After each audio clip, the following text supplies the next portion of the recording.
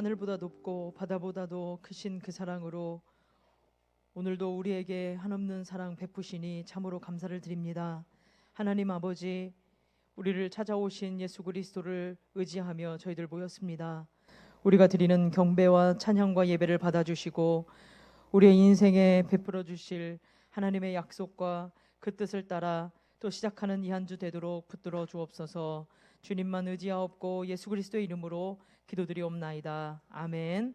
모두 다 일어나셔서 찬송가 36장 찬양 드리시겠습니다.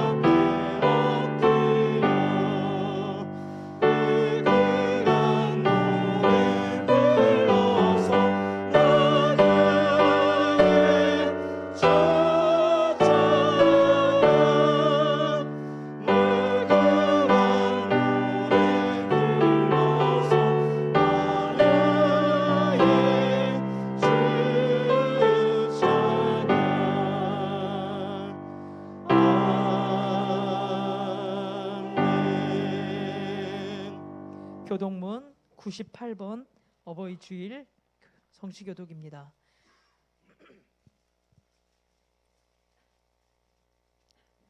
교동문 98번입니다. 내 부모를 공경하라.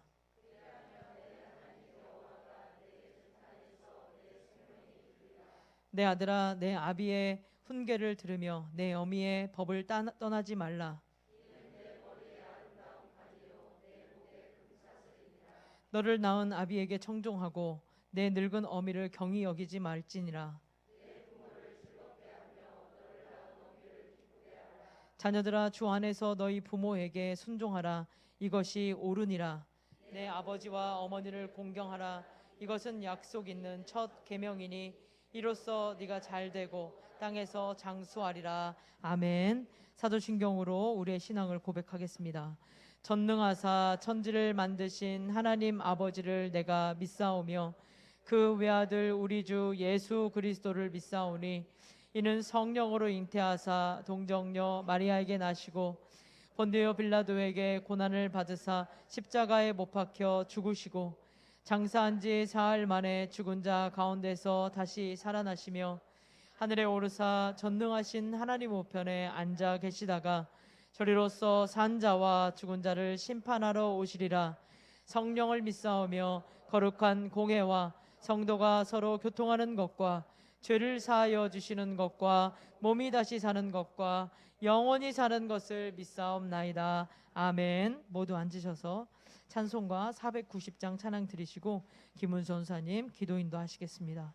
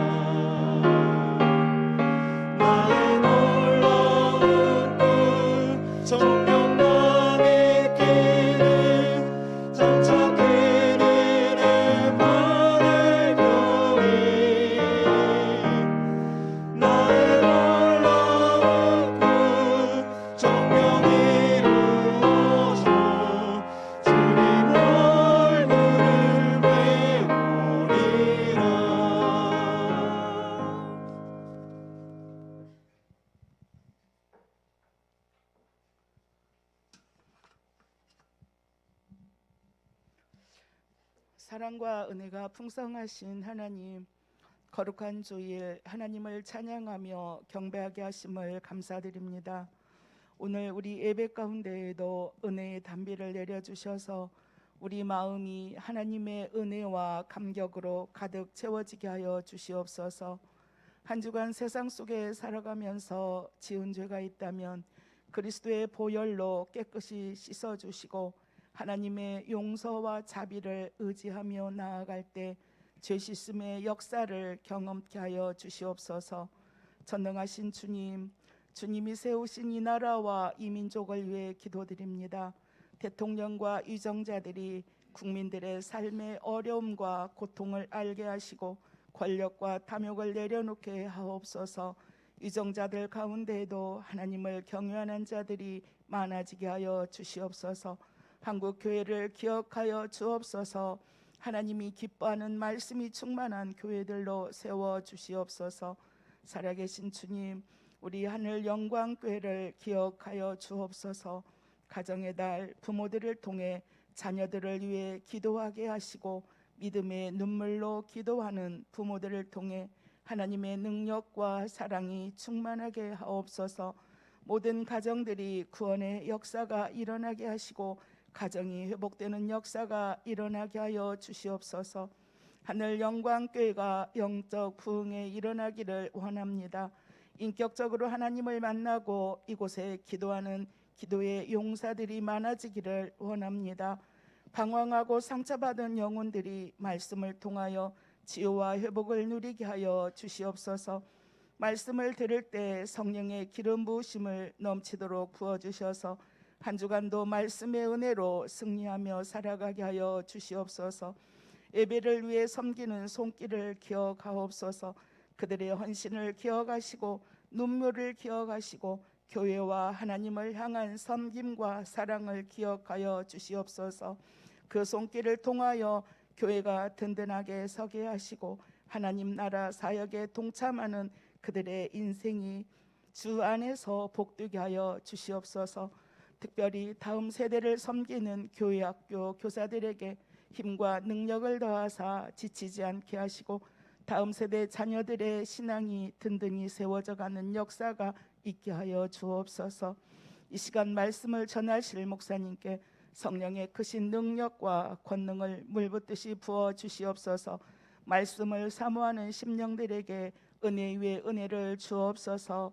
이 시간 이 예배를 기쁘게 받아 주옵소서. 감사드리며 거룩하신 예수님의 이름으로 기도드립니다. 아멘.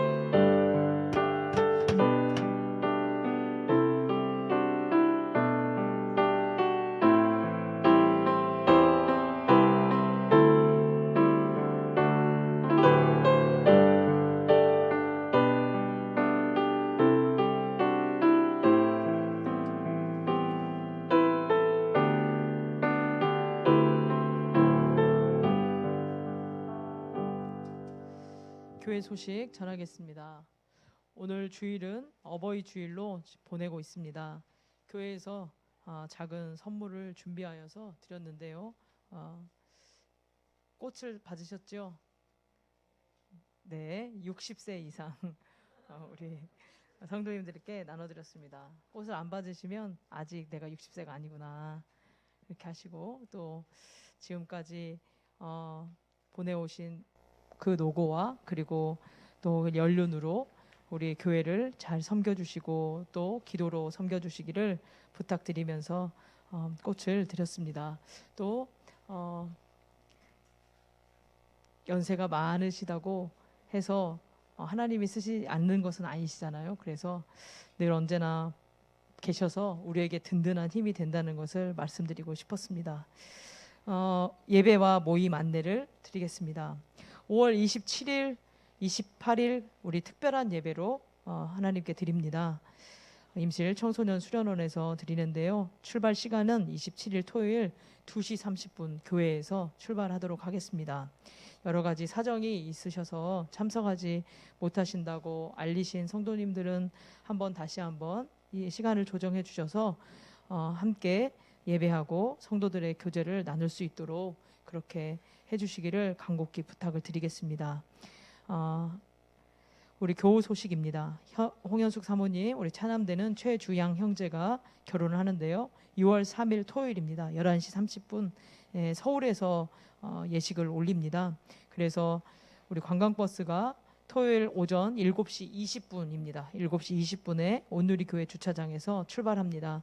그때까지 모이시면 함께 출발하도록 하겠습니다. 함께 동참하실 성도님들은 부교육자들에게 말씀해 주시기를 부탁드립니다. 그리고 우리가 계속해서 기도했던 우리 군에 있는 형제였는데요. 최윤강 형제, 우리 오서영 집사님 자녀 허리 부상이 좀 있었습니다. 그래서 의병 제대를 하게 되었는데요.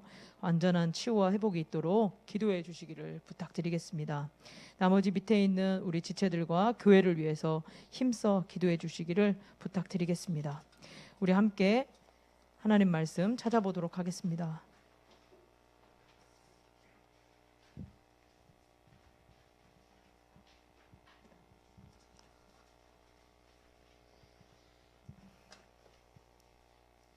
신명기 5장 17절 말씀입니다. 신명기 5장 17절 우리 한 절입니다. 같이 한 목소리로 읽도록 하겠습니다. 시작. 살인하지 말지니라. 아멘. 십계명 네 번째 말씀, 살인하지 말라라는 제목으로 목사님 말씀 전하시겠습니다. 우리 몇 분과 인사 나눌게요. 죽도록 사랑합니다. 예, 살인하지 말라는데 우리가 죽도록 사랑하는 그런 관계가 되면 좋겠습니다. 우리가 십계명이 계속 말씀 나누고 있는데요. 어떻습니까? 십계명 이렇게 한 번씩 한 주 동안 읽어 보시나요? 자, 뭐 문제를 내봐도 될까요? 한 사람씩 제 십계명을 뭐 5계명이 뭔가 물어보고 싶은데 마음에 또 이렇게 상처받을까봐 제가 그래서 십계명을 한 번 정도, 한 일주일에 한 번 정도는 한번 쭉 읽어 보시기 바랍니다. 우리가 말씀을 나누는 동안 십계명이 우리의 삶 가운데서 이렇게 중요한 지표가 되면 좋겠습니다. 저도 십계명 말씀 준비하면서 이제 살인하지 말라 이 말씀하면서 우리들 안에 어떻게 보면 내가 이 계명은 죽었다 깨어나도 지킬 자신 있어라는 계명이 있다면 아마 6번째 계명 살인하지 말라라는 계명일 겁니다. 다른 계명들은 솔직히 읽다 보면 좀 부담스러운 것도 있어요. 내가 다 지킬 수 있을까? 내가 불순종하면 어떻게 하지? 라는 생각이 있는데 근데 6계명만큼은 내가 확실히 지킬 수 있다. 정말 내 인생 가운데 어떤 큰 사건이 일어나지 않으면 이 말씀은 반드시 지킬 수 있어라고 생각합니다. 그러다 보니까 자신감이 생기는 그런 말씀인 것 같습니다. 그런데 우리가 알기로 6계명을 제가 알기로도 우리 교회에서 6계명 어긴 사람은 없을 겁니다. 그래서 어느 계명보다 더 쉽게 다가오는데 그렇다면 우리가 이 살인하지 말라라는 계명의 의미가 뭔가 우리가 좀 더 깊이 상고해 보고자 합니다. 6계명을 통해서 하나님께서 우리에게 요구하시는 것이 있습니다. 무엇이냐면 인간 생명의 존중함이라는 것이죠. 그리고 또 하나는 하나님의 영광에 관한 겁니다. 그러니까 살인하지 말라라는 것이 인간의 생명이 얼마나 귀하고 또한 그 살인하지 말라를 통해서 하나님의 영광이 드러난다라는 겁니다. 하나님께서 인간 생명을 정말 존귀하게 생각하는 이유가 뭘까? 살아 있어서 존귀하게 생각하는가라고 우리가 생각할 수도 있습니다. 그런데 생명이라고 해서 하나님께서 다 존귀하게 생각하는 건 아닙니다. 왜냐하면 모든 생명을 다 귀하게 여기신다면 하나님께서 동물을 식용으로 허락해 주지 않아야 하는데 노아 홍수 이후에 하나님께서는 동물을 먹을 수 있도록 인간에게 허락해 주셨습니다. 그리고 또 하나님께서 아담과 하와가 범죄했을 때 어떻게 해요? 동물을 죽여서 가죽으로 치마 옷을 만들어 주셨습니다. 그러니까 모든 생명이 있다고 해서 하나님께서 귀하다라고 말하는 것은 아닌 것 같습니다. 또한 우리가 불필요하게 동물들을 죽일 필요는 없겠지만 그러나 동물의 생명과 사람의 생명에는 분명히 근본적인 차이가 있다라는 것이죠. 예수님께서도 공관복음을 보면 예수님께서도 거라사 지방에 갔습니다. 그런데 거기 귀신 들린 사람이 있었어요. 귀신 들린 사람이 있었는데 그 귀신을 어디에 보냈냐? 돼지떼에 보냈습니다. 그랬더니 그 돼지떼에 약 한 2,000마리가 물속에 빠져서 죽는 그런 일이 벌어졌습니다. 그러니까 한 사람의 그 가치가 돼지떼의 2,000마리보다 더 귀하다라는 것이죠. 아니 심지어는 천하보다 한 영혼이 더 귀하다라고 말씀하셨습니다. 그렇다면 왜 인간의 생명이 똑같은 생명, 동물도 똑같은 생명이 있음에도 불구하고 왜 더 귀한 존재가 되었는가? 그것은 하나님의 형상으로 인간이 만들어졌기 때문이라는 것이죠. 우리 창세기 9장 6절을 보면 이렇게 기록되어 있어요. 다른 사람의 피를 흘리면 그 사람의 피도 흘릴 것이니 이는 하나님이 자기의 형상대로 사람을 지으셨음이니라 라고 말하고 있습니다. 그러니까 십계명을 주기도 전에 이미 하나님께서는 인간은 하나님의 형상대로 창조되었기 때문에 귀하다라고 말씀하고 있다라는 것이죠. 모든 사람이 하나님의 형상대로 창조되었습니다. 그렇기 때문에 그 가치가 다른 어떤 것과 비교할 수가 없다라는 것이죠. 동물들은 하나님의 형상으로 창조되어지지 않았기 때문인 것이죠. 그래서 같은 생명이라도 인간의 생명과 동물의 생명은 그렇게 차이가 난다라고 할 수가 있는 것이죠. 만약에 어떤 예술가가 자신의 작품을 파괴하고 조롱하는 것을 본다면 그것은 예술가를 향한 수치와 조롱과 동일할 것입니다. 사람을 죽이는 것이 왜 그렇게 사람이 죽이는 것을 왜 성경에서 그렇게 금하고 있느냐면 그건 바로 인간을 창조하신 하나님의 형상이 우리 인간에게 있기 때문인 것이죠. 그러니까 그 사람을 파괴하고 사람을 억압하고 사람을 못되게 한다는 것은 결국에는 그것을 창조하신 하나님을 억압하고 하나님의 뜻 가운데 온전히 순종하지 못한다라는 것을 보여주고 있는 것이죠. 그래서 인간 자체가 얼마나 소유를 했고 어떤 권력을 가졌고 어떠한 능력을 가졌는가 중요한 것이 아니라 그 사람이 노인이든지 장애인이든지 노숙이든지 가난한 자일지라도 하나님의 형상으로 지음 받았기 때문에 그 인간 자체는 존귀하고 귀하다라고 성경에서는 말하고 있는 것이죠. 그러니까 성경에서 한 영혼이 세상보다 귀하다라고 말하는 이유는 그 영혼이 하나님의 형상으로 창조되었기 때문입니다. 또한 인간 생명의 중요성은 뭐냐면 그 모든 인간의 삶의 목적은 하나님의 영광을 위한 삶을 살아야 하기 때문이죠. 우리 인간 창조의 목적이 무엇이냐? 하나님의 영광을 위함입니다. 그래서 우리는 우리의 삶을 통하여서 하나님께 영광을 돌려야 한다라는 겁니다. 그리고 우리의 몸은 성령님이 거하시는 거룩한 성전이기 때문에 하나님의 일을 위하여서 하나님의 영광을 위해서 무엇을 먹든지 마시든지 모든 것들이 다 하나님의 영광을 위해서 우리는 살아야 한다라는 것이죠. 그리고 우리의 생명은 우리 것이 아니다라는 겁니다. 성경에서 계속적으로 말하는 것은 우리의 생명은 예수님이 그 대가를 지불하고 산 그런 생명이라는 것이죠. 그러므로 우리의 몸은 내 것이 아니라 하나님의 것이 된다라는 겁니다.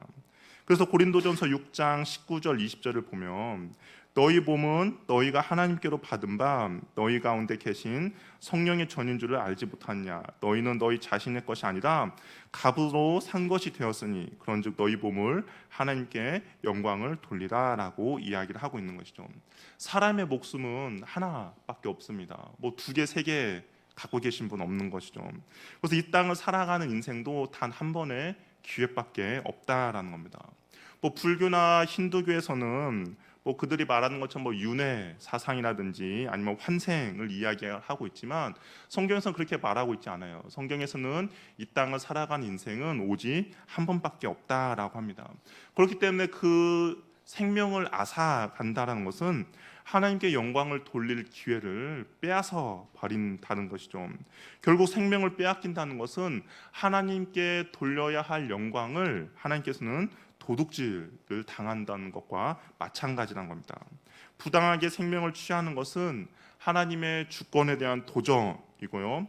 그래서 살인은 당사자뿐만 아니라 가족에게도 먼저 피해를 주기 이전에 생명의 주인이신 하나님께 그 하나님의 물건을 훔치는 그런 결과를 가져오게 된다는 것이죠. 생명의 주이신 하나님의 존엄과 영광을 침해하기 때문에 성경에서는 살인을 금하고 있다라는 겁니다. 그런데 이 살인하지 말라라는 계명을 이렇게 살피다 보면 우리가 인생을 살아가면서 부지중에 살인할 수도 있고 어떻게 보면 정당한 정말 이렇게 뭐 정당한 살인이 있다라고 하기도 그렇지만 어쩔 수 없는 살인이 있다라는 것을 볼 수가 있습니다. 사람의 목숨을 빼앗아도 살인죄에 해당하지 않는 경우들이 성경에 등장하고 있다라는 것이죠. 그러니까 죽임의 목적이 파괴가 아니라 어떤 보호와 안전이라면 성경에서는 그 살인에 대해서 인정해 주는 것을 볼 수가 있습니다. 가령 전쟁이라든지 아니면 하나님의 말씀에 어김으로써 사형 집행을 한다든지 정당 방위에 대해서는 성경에서도 살인에 대해서 묵인해 주고 있는 것이죠. 구약의 율법에서 이게 살인죄에 해당하는 그런 죄들이 있는데요. 고의로 사람을 죽였을 때 그리고 어린아이를 희생제물로 바쳤을 때 이것은 어린 아이를 우상의 제물로 바치는 거죠. 산채로. 또한 납치나 부모를 때리거나 근친상간이나 수간 등의 죄를 범한 사람에게는 하나님께서는 돌로 쳐 죽이라라고 이야기를 하고 있습니다. 그러니까 거기에 이런 상황 가운데서는 사형을 하나님께서 인정해 주신 것이죠. 그 사형이 단지 그 사람에 대한 징벌뿐만 아니라 그 사람으로 인하여서 이스라엘 공동체 전체를 보호해주기 위해서 우리 안전을 지켜주기 위해서 하나님께서 허락해 주신 부분이라는 겁니다. 다른 사회 구성원들의 안전과 평안을 지켜주기 위해서 하나님께서 이 사형 제도를 허락해주고 계신다라는 것이죠. 또 한편으로는 다른 나라의 침략을 받았을 때입니다. 어떻게 보면 다른 나라가 우리나라를 공격했을 때 그 사회 구성원들의 생명을 앗아가기 때문에 어쩔 수 없이 방어를 하는 과정에서 발생하는 경우 그것도 살인을 예외가 된다라는 겁니다. 자기 나라의 백성과 그 자기 나라의 백성들의 생명을 보호해주기 위해서 하는 행동이기 때문인 것이죠. 그러니까 죽이는 것이 목적이 아니라 보호하는 것이 목적이기 때문인 것이죠. 정당방위도 마찬가지죠. 정당방위도 어쩔 수 없는 상황 가운데서 자기 자신을 지키기 위해서 일어난 사고이기 때문에 성경에서도 정당방위에 대해서는 인정하고 있습니다. 근데 이게 말씀을 연구하다 보니까 재밌는 것을 이게 성경에서 정당 방위에 대해서 이렇게 가이드를 정해주고 있는 것을 볼 수가 있는데요.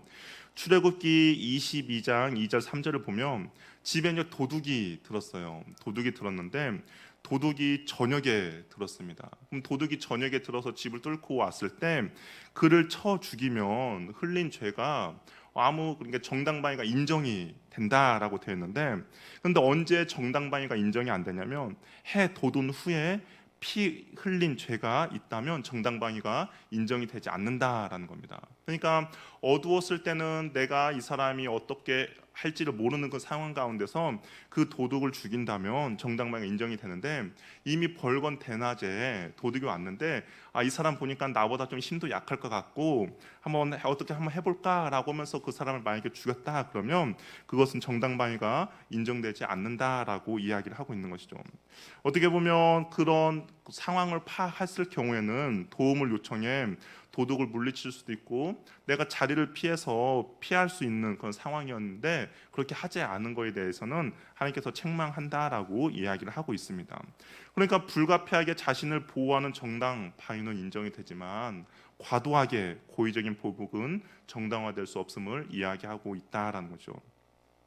그러면 우리는 이제 이런 궁금증이 생기는 거예요. 그렇다면 이 살인하지 말라라는 것을 문자적으로만 바라보아야 하는가라는 질문이 생길 수도 있습니다.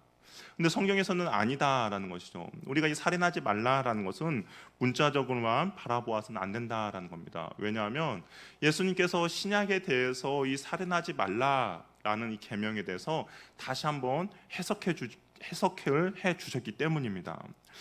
예수님 당시 서기관과 바리새인들은 이것을 문자적으로만 해석을 했어요. 그래서 나는 살인도 하지 않았고 다른 사람의 목숨을 빼앗은 적도 없기 때문에 나는 스스로 의롭다라고 서기관과 바리새인들이 생각했습니다. 나는 율법을 온전히 지켰지라고 생각을 했던 것이죠. 근데 예수님께서 그 살인하지 말라에 대해서 다시 한번 정의를 내려주셨는데요. 마가복음 5장 22절을 보면 형제에게 노하는 자마다 심판을 받게 되고 형제를 대하여 나가라 하는 자는 공회에 잡히게 되고 미련한 놈이라 하는 자는 지옥불에 들어가게 되리라라고 말씀하셨습니다. 그러니까 문자적으로 살인하지 말라가 아니라 정말 예수님께서는 어떻게까지 살인을 정의를 해주셨냐면 형제에게 화를 내고 형제에게 나가라라는 그런 경멸적인 단어를 쓰거나 미련한 놈이라고 멸시하는 것이 전부 살인 죄에 속한다라고 예수님께서는 말씀하고 있다라는 것이죠. 그러니까 물리적으로 인한 살인뿐만 아니라 정신적으로, 심리적으로, 인격적으로 살인한 것도 예수님께서는 살인한다라고 살인을 범한 그런 죄로 보고 있다라는 겁니다. 우리도 우리 일상 가운데 얼마나 많은 일들이 일어납니까? 다른 사람에게 상처를 준 적 있으시죠? 난 한 번도 다른 사람에게 상처를 주지 않았다라는 사람은 아마 없을 겁니다. 그리고 요즘은 문자나 인터넷으로 얼마나 많은 사람들을 험담하게 됩니까? 심지어는 우리가 뉴스에서 종종 보는 것처럼 연예인들이 아니면 체육인들이 그런 댓글을 보고 그 댓글을 보면서 수치심에 참지 못해서 자살하는 일들이 비일비재하게 일어나는 것을 볼 수가 있습니다. 근데 성경에서는 그것 또한 살인이라고 말씀하고 있다라는 것이죠.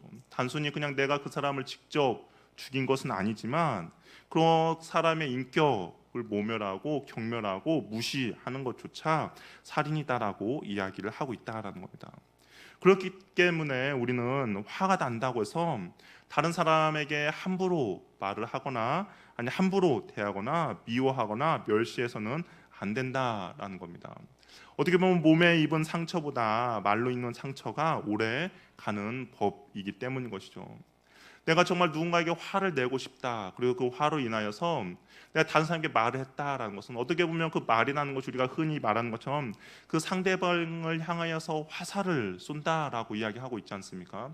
내가 독 화살을 상대방에게 쏘는 행위라는 것이죠. 그러면 성경에서 예수님께서는 그것 또한 살인이다라고 이야기를 하고 있는 겁니다. 사도 요한도 이렇게 말하고 있어요. 요한일서 3장 15절에 보면 그 형제를 미워하는 자마다 살인하는 자니 살인하는 자마다 영생이 그 안에 거하지 아니하는 줄을 너희가 아는 바다라고 이야기하고 있습니다. 이 요한은 어느 정도까지 나가냐면 사랑하지 않는 것 그리고 미워하는 것 자체가 살인이다라고 이야기를 하고 있는 것이죠. 하나님의 참된 자녀는 형제를 사랑함으로 내가 정말 그리스도인입니다라는 것을 나타내는 반면에 형제를 미워하는 사람은 그리스도인이 아니다라고 이야기를 하고 있는 것이죠. 우리가 하나님의 사랑으로 인하여서 예수 그리스도의 십자가로 인하여서 우리가 구원을 다 얻었다면 내 옆에 있는 지체를 우리가 사랑해야 한다라는 겁니다. 우리 한번 옆에 있는 지체 한번 바라보실까요? 어떻게 사랑스럽습니까? 아니면 왼수도 이런 왼수는 없다라고 생각하십니까? 네, 옆에 있는 지체를 내가 사랑해야 내가 온전히 그리스도인이라고 칭함을 받을 수 있다라는 것이죠. 그래서 이 사랑하지 말라라는 명령은 어떻게 보면 직접적인 것뿐만 아니라 간접적인 살인도 포함되어 있다라는 겁니다. 간접적인 살인이 어떻게 보면 언어적인 폭력이 될 수도 있지만 또 한편으로는 우리 사회에서도 이런 간접적인 살인들이 종종 일어나고 있다라는 것이죠. 비양심적인 행동으로 저지르는 일들이라는 겁니다. 어떻게 보면 불량식품을 만드는 것 또한 간접적으로 살인을 하는 것이죠. 우리 예전에 떠들썩했던 중국에서 여러 가지 가짜 음식들을 만든다라는 그런 소식들이 있었습니다.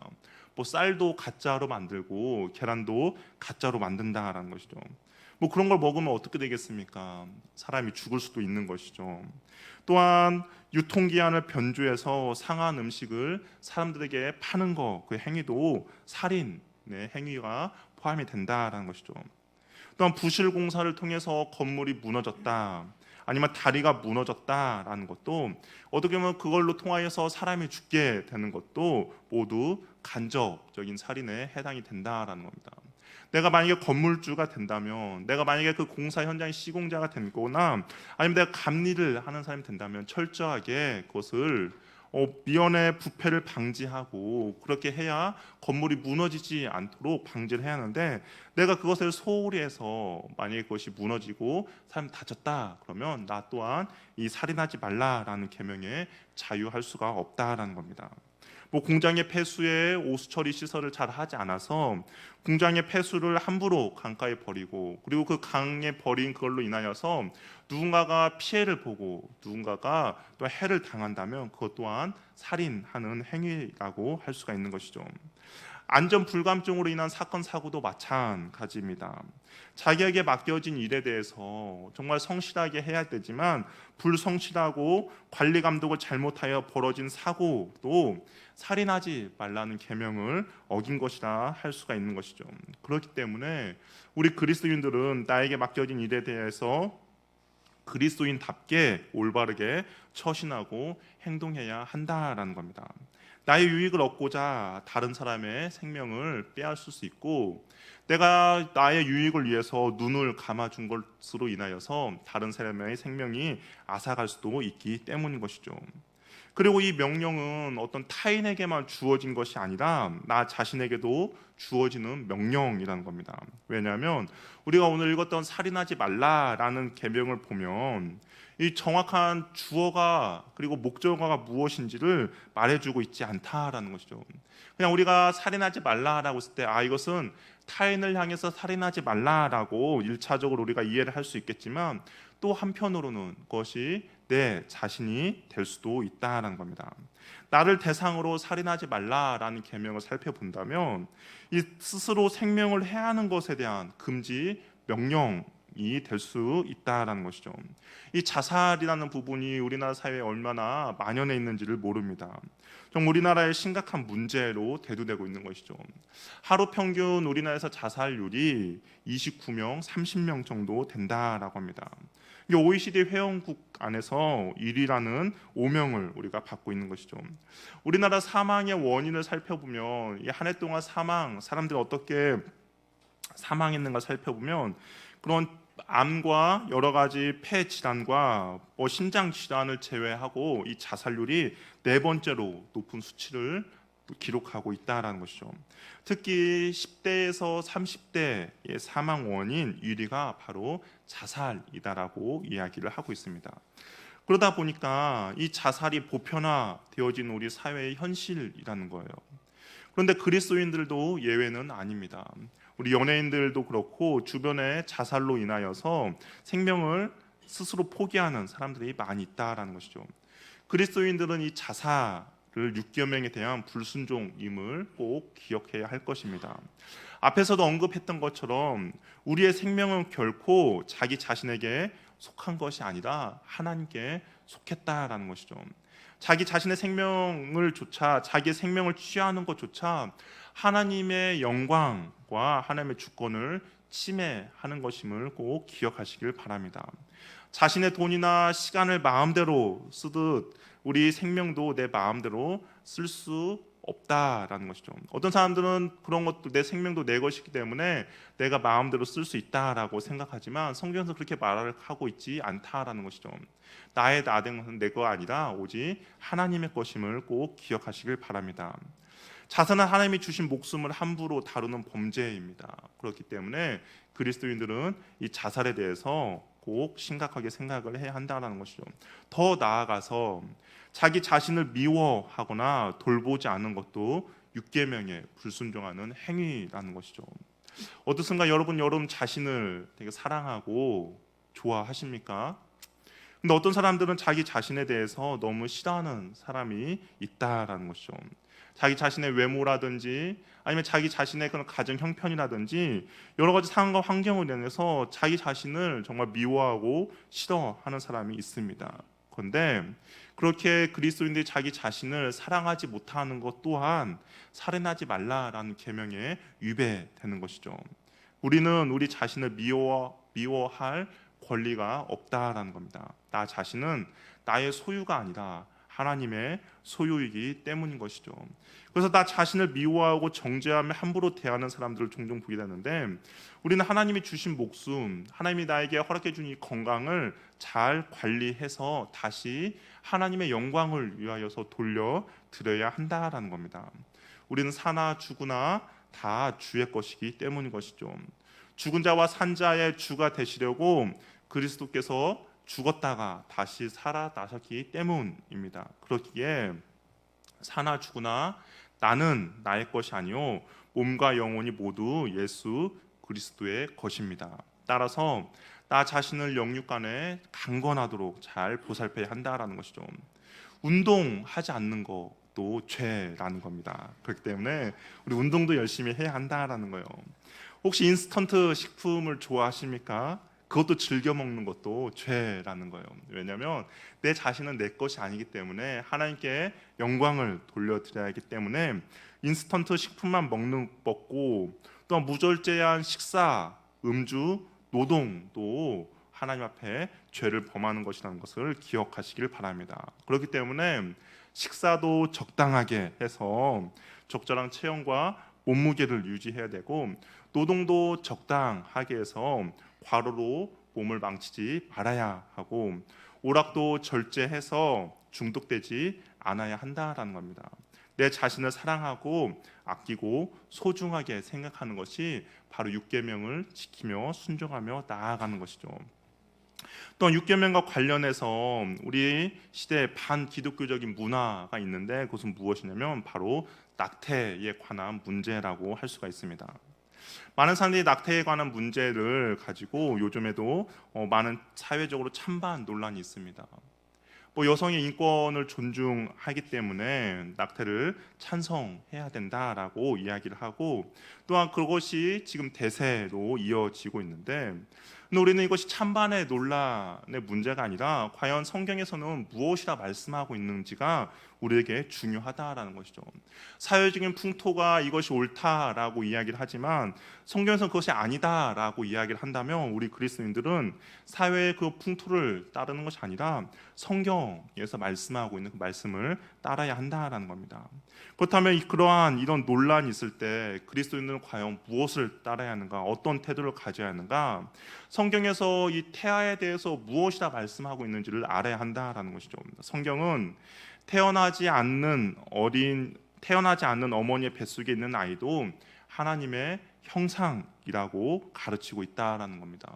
시편 139편을 보면 주께서 내 내장을 지으시며 나의 모태에서 나를 만드셨나이다.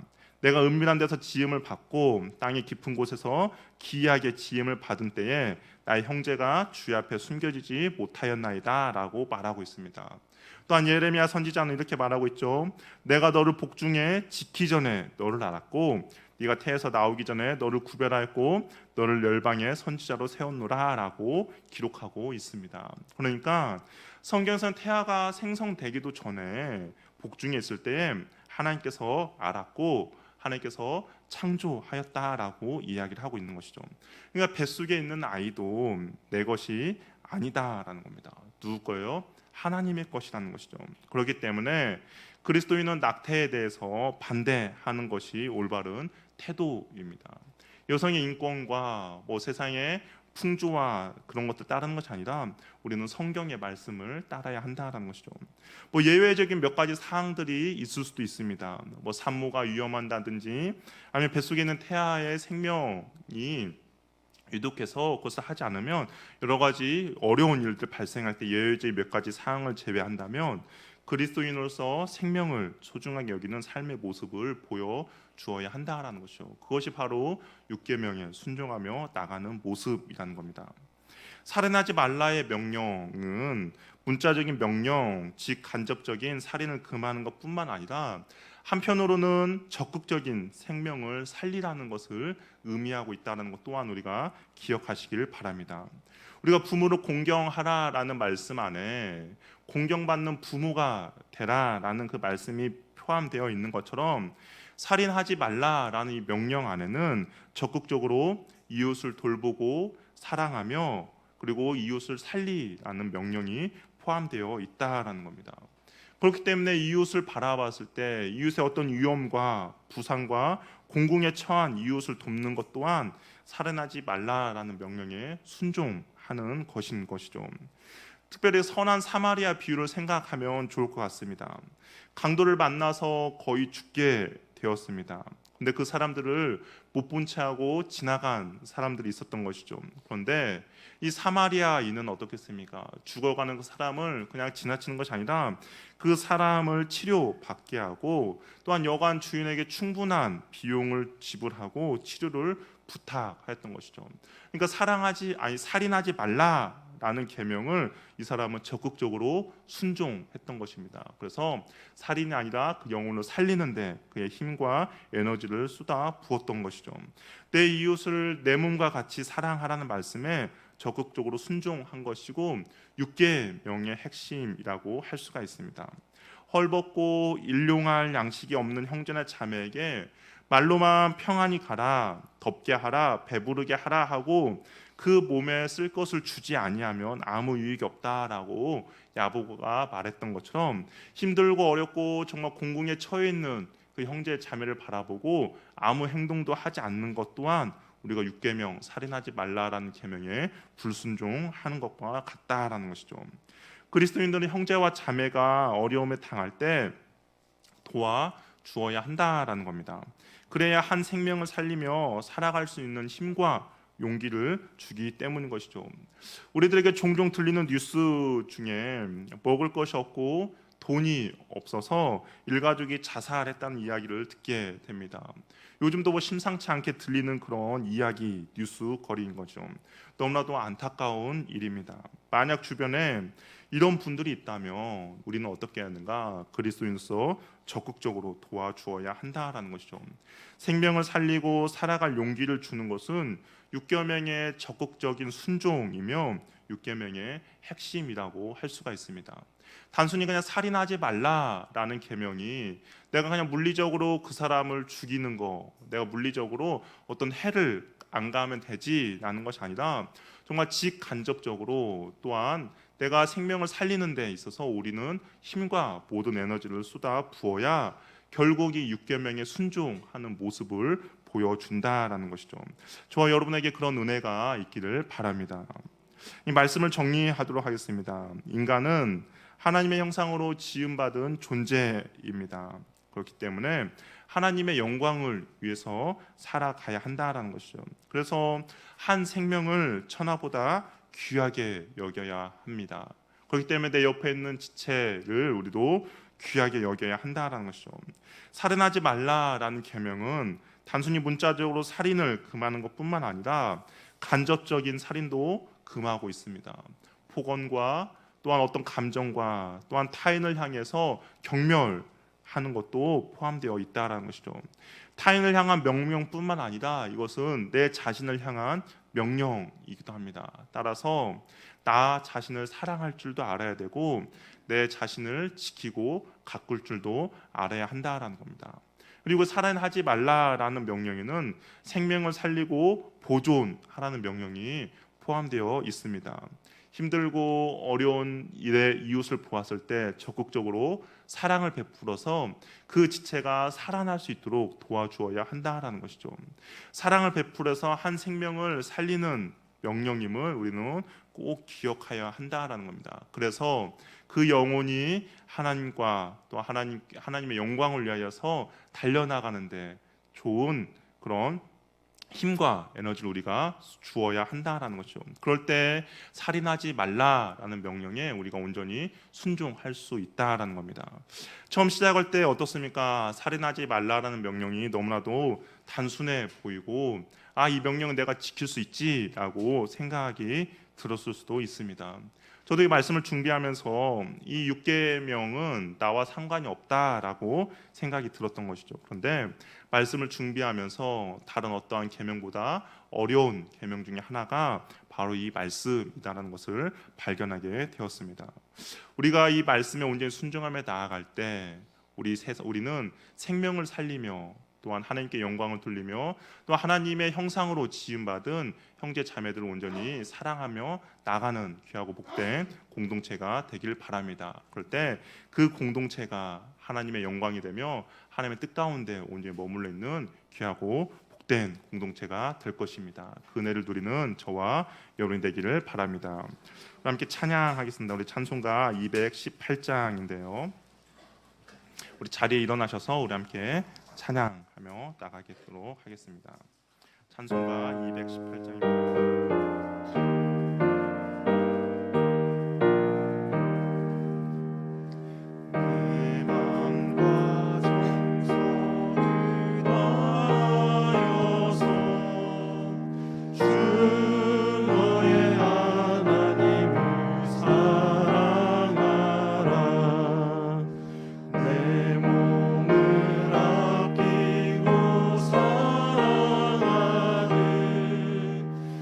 내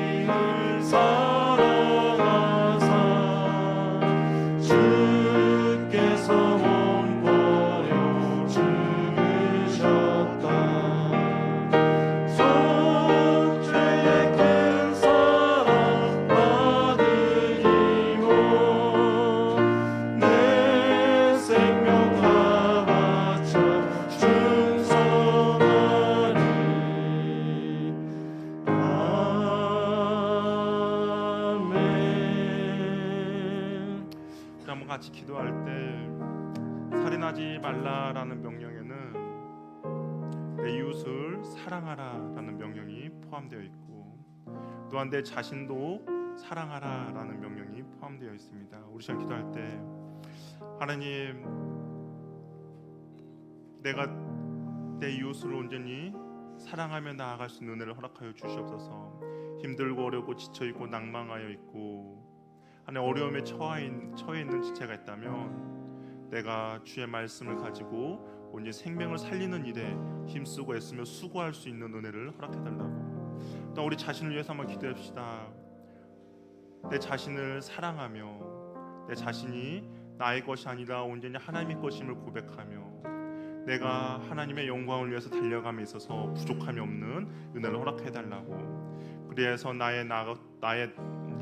내 자신도 내 것이 아니라 하나님의 것임을 알기에 내 자신이 온전히 주의 영광을 위해서 달려감에 있어서 부족함이 없는 그러한 은혜를 우리에게 허락해달라고. 내 사랑하지 말라라는 계명이 온전히 순종하며 나가는데 부족함이 없게 해달라고 우리 한번 같이 기도하며 나가도록 하겠습니다. 할렐루야. 하나님 아버지 감사합니다. 주님께 우리 삶 가운데 주신 내가 날마다 넘쳐날 수 있도록 주여 도와주시옵소서.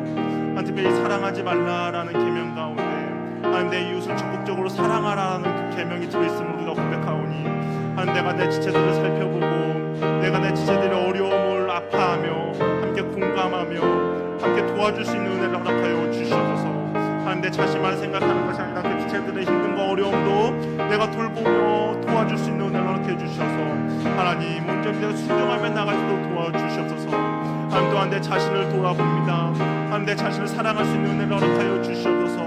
하나님 내 형편과 어떠한 것들을 인해 내 자신을 미워하고 나아가는 것이 아니라 내가 하나님의 형상으로 지음받았음을 알기에 내 것이 내 것임이 아닌 걸 알기에 오늘 사랑하며 아끼며 나갈 수 있도록 도와주시옵소서. 건강한 몸으로 건강한 신체로 육체로 주의 영광을 위해 달려갈 때 부족함을 도와주시고 내가 내 자신을 함부로 사용하는 것이 아니라 오늘 주의 영광이 될 수 있도록 하나님 사용하며 나갈 수 있도록 주께서 도와주시고 인도하여 주시옵소서.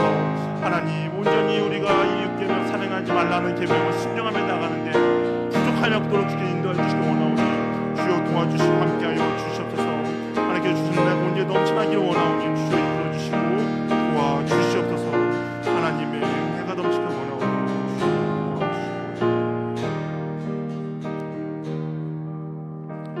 사랑의 하나님 아버지, 이 사랑하지 말라라는 계명 가운데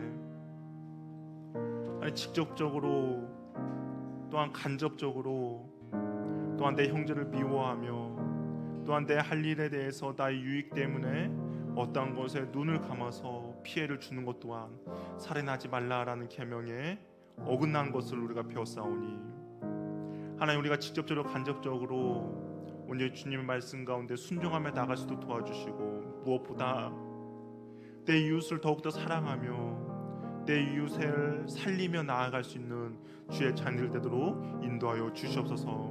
하나님 우리가 주변을 둘러보아 힘들고 어려운 지체도 있다면 그냥 지나치는 것이 아니다. 나의 힘씀과 나의 애씀으로 그 영혼이 다시 한번 살아날 수 있는 그런 은혜를 우리에게 허락하여 주시고 하나님 힘들고 어려운 지체들에게 내가 손을 내밀어서 그 영혼을 살리며 나아갈 때 하나님께 주신 은혜가 넘칠 수 있도록 인도하여 주시옵소서.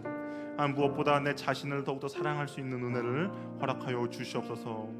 내가 사나 죽으나 다 주의 것임을 고백하오니 하나님 내가 주의 영광을 위하여서 달려나갈 수 있도록 우리를 붙들어 주시고 인도하여 주시옵소서.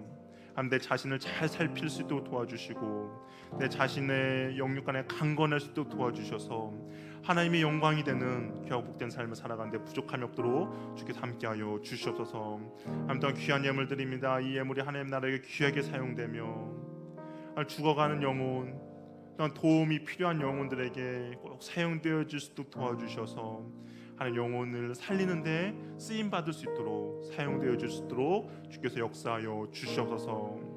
하나님 또한 우리가 함께 예배드리지 못한 지체들이 있습니다. 하나님 군생활로 유학으로 또한 건강의 아픔으로 또한 직장으로 타지에서 생활하고 있는 지체들 가운데도 하나님께서 함께하여 주셔서 영혼을 살리는데 힘쓰며 애쓰는 귀하고 복된 인생 되도록 주께서 함께하여 주시옵소서.